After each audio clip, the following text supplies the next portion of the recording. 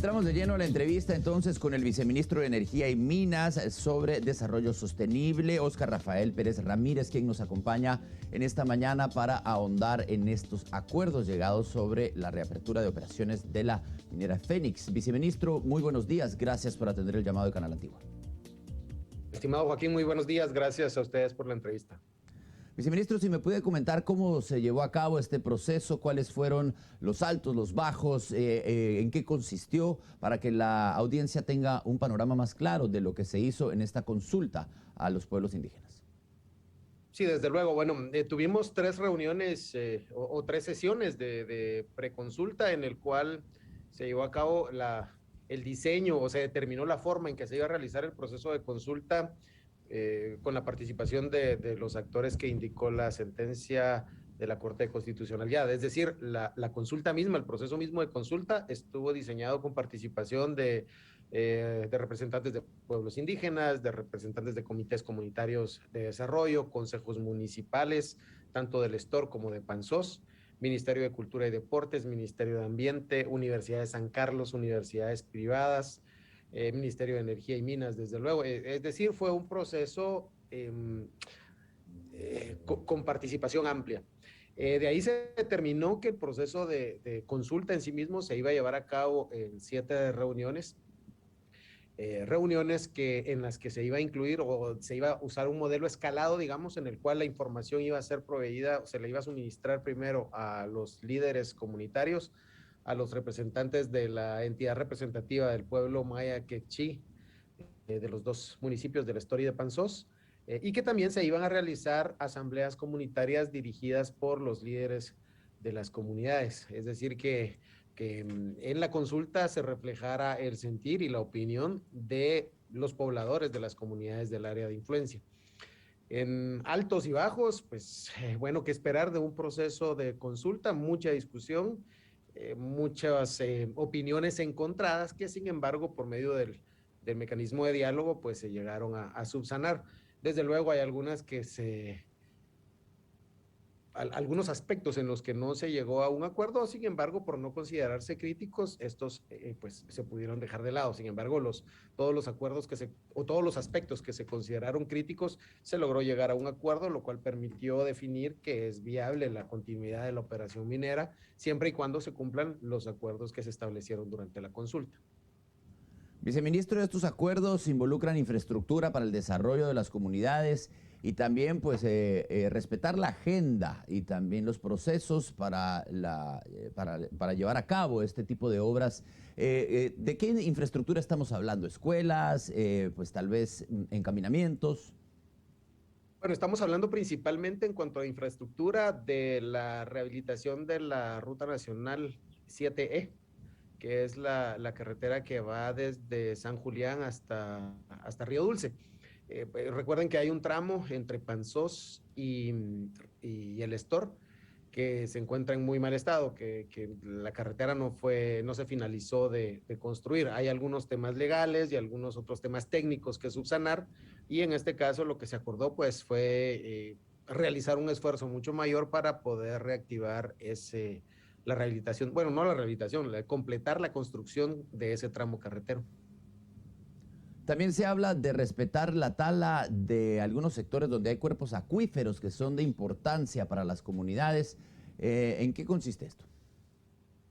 Bueno, las comunidades se identificaron, una de las principales preocupaciones es sobre el agua, no solamente sobre sobre el propio lago de Izabal, que las comunidades indígenas definieron como un elemento crucial no solamente para su cultura, sino para su subsistencia también. Ellos conciben el lago de Izabal como un elemento vivo, que a su vez genera recursos para las poblaciones locales. Sin embargo, la principal fuente de agua para ellos no es el lago, sino que es agua de algunos manantiales que desde luego van a dar al lago, pero que para ellos es muy importante el cuidado de esos manantiales. Se ha identificado que hay procesos de deforestación, no solamente debidos a la actividad minera, sino que de manera por los procesos que ocurren a nivel nacional, ¿no? Que mucha de la energía que se usa en la zona viene de la leña. En ese sentido, pues se solicitó que el Ministerio de Ambiente y Recursos Naturales liderara estudios para determinar cuál es la mejor manera de proteger esos manantiales, es decir, definir cuál es eh, el área que debe permanecer con cobertura vegetal para que pudieran realizarse la protección de esos manantiales que son los que suministran agua a las comunidades. Desde luego hay que realizar algunos estudios, no solamente es de reforestar un área, hay que realizar estudios hidrogeológicos, identificar cuáles son los puntos principales de suministro de agua y hacer estudios individuales para cada uno de ellos para asegurar que pues que tienen un área de amortiguamiento sobre la cual no puede haber procesos de deforestación ni de aprovechamiento de leña. Viceministro, ¿se mantiene después de estos acuerdos alcanzados y, bueno, una vez reinicia operaciones la minera, ¿se mantiene algún monitoreo para ver que se cumpla con los acuerdos, con los consensos? Sí, es correcto. Desde la sentencia de amparo, la Corte de Constitucionalidad había instruido que una vez finalizado el proceso de consulta, el Ministerio de Ambiente y Recursos Naturales debía hacer monitoreos trimestrales sobre el cumplimiento de los compromisos ambientales. Valga la pena decir que el cumplimiento estricto de los compromisos ambientales es uno de los elementos que se incluyó en en el documento de compromisos de la consulta. Adicionalmente a ello, cada 6 meses se debe conformar un comité de seguimiento del cumplimiento de los compromisos de la consulta que se debería reunir cada 6 meses para ir verificando cómo van avanzando los diferentes compromisos adquiridos. Hay algunos compromisos que son de corto plazo, pero hay otros que son de muy largo plazo. Por ejemplo, el Ministerio de Energía y Minas se comprometió a emitir una nueva política minera en el transcurso del 2022, política que va a tener como resultado de largo plazo pues la modificación de la forma en la que se realiza la minería en el país.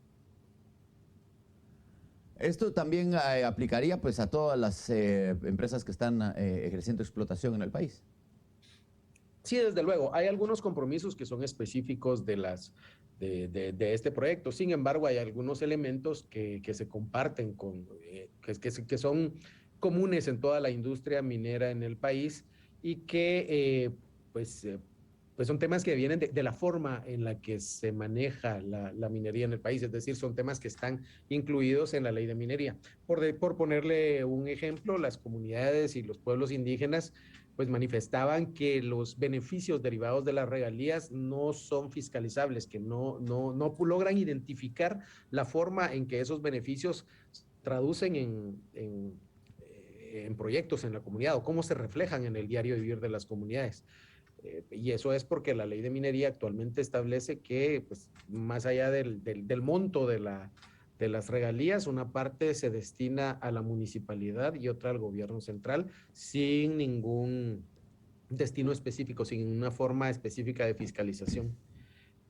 Pero es lo que manda actualmente la ley, ¿verdad? De momento, para este proyecto específicamente, se pactó como parte de los acuerdos un aporte equivalente a regalías voluntarias por 3 millones de quetzales anuales, mientras la ley de minería no establezca un monto diferente. Gracias, viceministro. Y hablando de, bueno, esta consulta que fue un proceso exitoso, por así decirlo, ya se reanuda la operación, digamos, se alcanzaron los consensos, los acuerdos. En otros lugares de conflicto en el país por explotación minera se puede aplicar y se puede usar como ejemplo este tipo de negociación para evitar la conflictividad, evitar también las protestas, el que se pues bloquee la libre locomoción, todo este tipo de cosas que sabemos son comunes debido a la explotación minera. Bueno, sí, desde luego. Eso, sin embargo, pues obedecerá a qué tanto la conflictividad deriva del proceso de consulta en sí mismo. Es decir, la consulta per se no es una solución a los problemas de conflictividad de algunas regiones.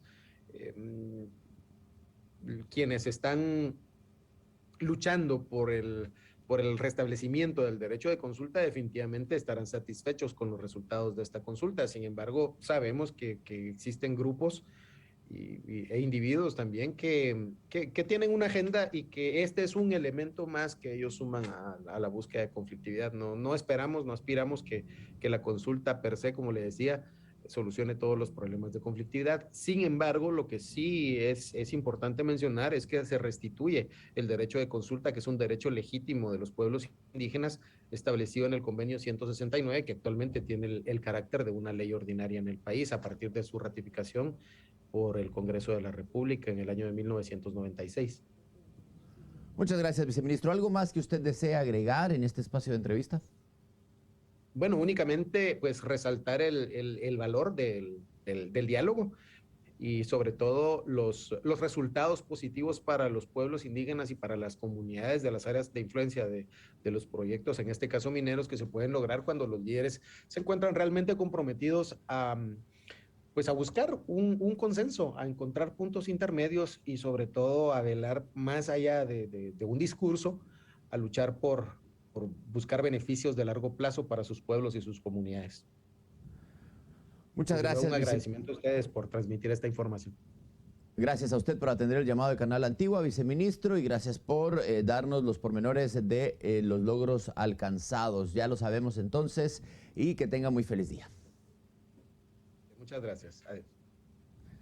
Bueno, lo escuchábamos, Keila, la importancia del diálogo, como lo dice el viceministro, es clave para alcanzar consensos, para alcanzar acuerdos entre las empresas de explotación de recursos y los pueblos indígenas. Y esto pues viene a traer una luz al final del túnel a muchas regiones de conflictividad en estos mismos aspectos, en donde se ha llegado incluso a la violencia, se ha llegado a impedir el tránsito, se ha llegado a muchas otras medidas que a la larga no llegan a una solución, sino únicamente pues contribuyen a la conflictividad social.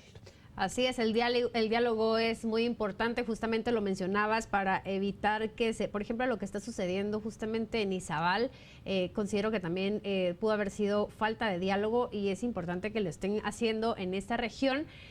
Pues una minera nunca va a dejar de ser minera, sin embargo también tenemos que ver el lado bueno, y es que hay fuentes de trabajo, siempre y cuando cuente con las regularidades, pues siempre va a ser un beneficio para el sector que pues las tenga, así que es necesario llegar al diálogo y pues qué bueno que lo resalten y que lo tengan en cuenta. Así es, vemos entonces un acuerdo dentro de 15 días, una vez ya publicados los acuerdos firmados, la minera Fénix podrá reanudar operaciones, esto en enero 2022, gracias a esta consulta y a los acuerdos alcanzados entre los pueblos maya, quechí y los representantes de dicha minera. Con esta información vamos a la pausa, Keila, pero hay más al regresar.